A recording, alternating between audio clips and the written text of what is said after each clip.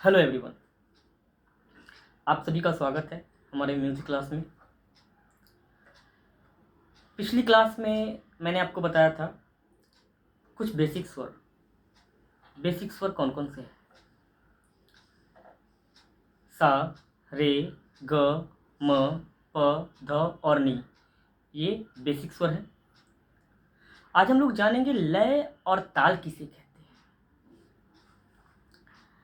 जब भी हम किसी सॉन्ग को गाते हैं, किसी गाने को गाते हैं, कुछ लोग कहते हैं इसका लय बहुत अच्छा है,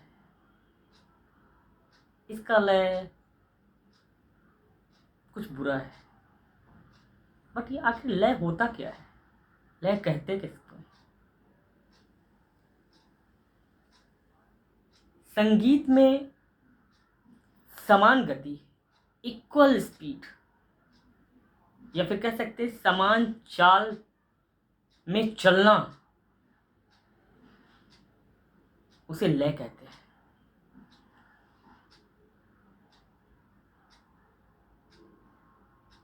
लय तीन तरह के होते हैं: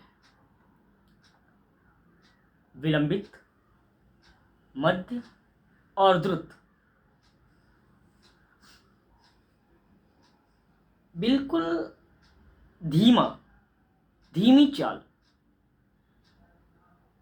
स्लो स्पीड से जो हम गाते हैं, जिस लय से गाते हैं, उसे विलंबित लय कहते हैं। और बहुत ज़्यादा चाल, बहुत तेज गति से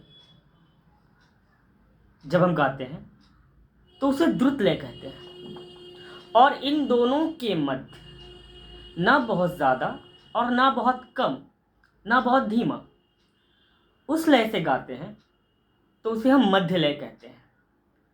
तो लय कितने तरह के हो गए? लय तीन तरह के होते हैं। तो आप ये समझ गए होंगे कि एक इक्वल स्पीड से चलने को लय कहते हैं। ठीक, अब आइए ताल के बारे में जानते हैं।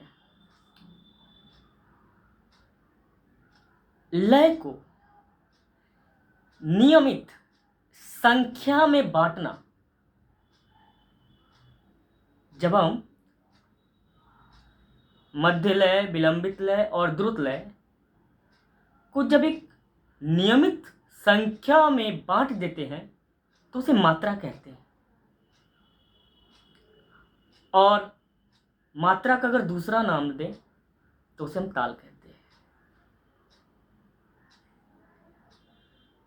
ताल कई प्रकार के होते हैं, जिनके बारे में मैं अगली कक्षा में, आगे की क्लास में मैं आपको बताऊंगा। तो आपने ये जान लिया होगा लय और ताल किसे कहते हैं।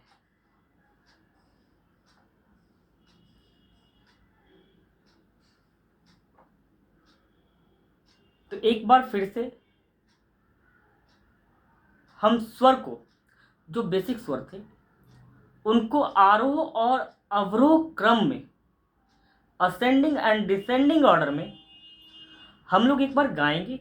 एक निश्चित गति से गाएंगे, एक निश्चित ताल से गाएंगे और गा के प्रैक्टिस करेंगे और देखेंगे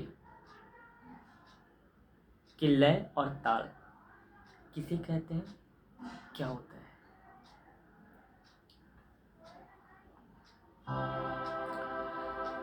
सा,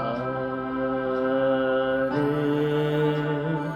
ग, म, प, ध, नि, सा, सा, नि, ध, प, म, ग, रे, सा।